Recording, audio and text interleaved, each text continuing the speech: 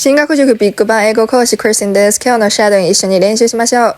An election in the United States of Wisconsin has become a referendum on Elon Musk, the billionaire, playing a major role in President Trump's efforts to recite the federal government. Musk is backing a Republican in a race for a seat on Wisconsin's divided nine-member Supreme Court. Groups are found are set to back Brad with $20 million in a vote to schedule for April 1st.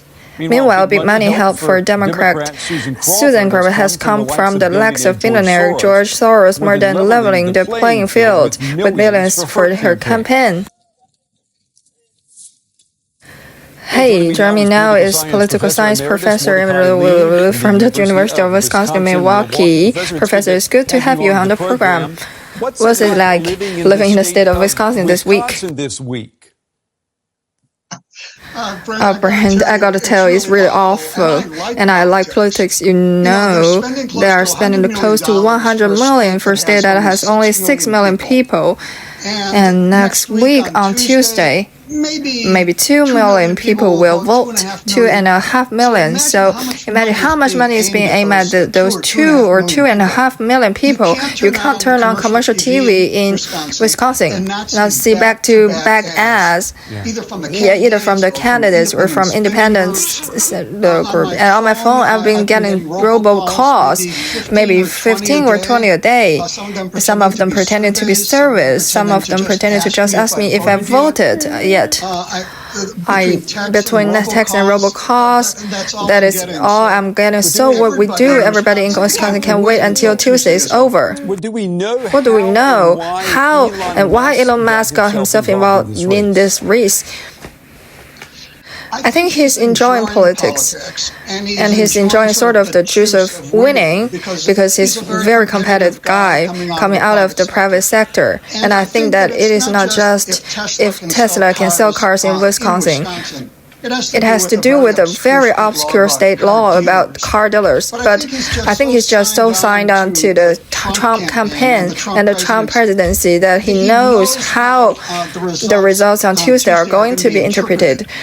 I think pretty sure they're going to be interpreted as a referendum on President Trump so far. So I think he wants to be sure that Trump gets that sort of win by proxy, and I'm correct in saying that. Musk's involvement then promoted some very wealthy Democrats to jump in as well. Is that correct? I think it was slightly different, that there were some wealthy Republicans and Democratic donors about at the same sort of levels of the nations. And then Musk came in, and I guess he's dumped about $15 or $20 million into the Wisconsin campaign. And indeed, as you described, is really triggered some of the big donors of Democrats to try to match it. But they really haven't matched it. And I can't imagine they'll be able to do so. And they are talking about big amounts of money, and you said that this vote is being seen as maybe a referendum on President Trump. So far, well, let me ask you, perhaps this is a referendum on Elon Musk. Is that possible?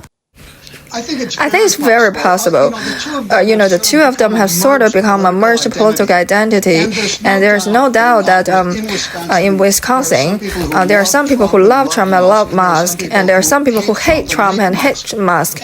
It's very hard to interpret some sort of public sentiment as in terms of who's gonna prevail. After all, President won Wisconsin in November by 29,000 out of 3.25 million, not even by 1%. So that gives you a sense how close politically Wisconsin is as a battleground state, and why the results on Tuesday could go either way. Easily, and could we say that this election could serve as a bellwether for how midterm elections could possibly go? I mean, that has to be important for the president. There's no doubt that Wisconsin, because of the election, has become a kind of a test tube of American politics. It's the first time that a large number of voters in a battleground state are going to tell us how they feel about President Trump and Musk, how they feel about the various issues. They are associated with the Republican Party, well, whether this will translate them to the midterm elections after all. We're talking about nearly 18 months here and American politics. 18 months is an eternity, but I'm sure that the impact of trifles will be felt much more discernibly and some of the other politics of President. So Monday or Tuesday's vote in Wisconsin may or may not be an indicator of the future. Yeah, let me just ask you. Whether there's a Democratic, for majority of the information on the Wisconsin Supreme Court, is it possible for it to have an effect or on the direction not only of Wisconsin but of the whole? There's no doubt about it, because when you've got such an ideology, let's say on the issue of abortion, generally speaking, the Democratic Party is pro-choice, and generally speaking, the Republican Party is pro-life, and so if the majority flips from, let's say, Democratic majority to Republican majority, then one can make a prediction that we'll be seeing probably all of the new. If on the other hand, on Tuesday,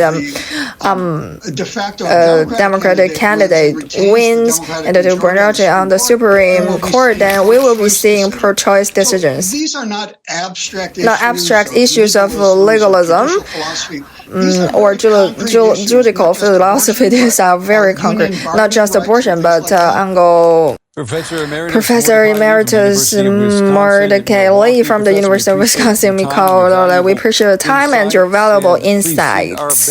And please send our best to the people of Wisconsin. Thank you very much. Nice to talk to you.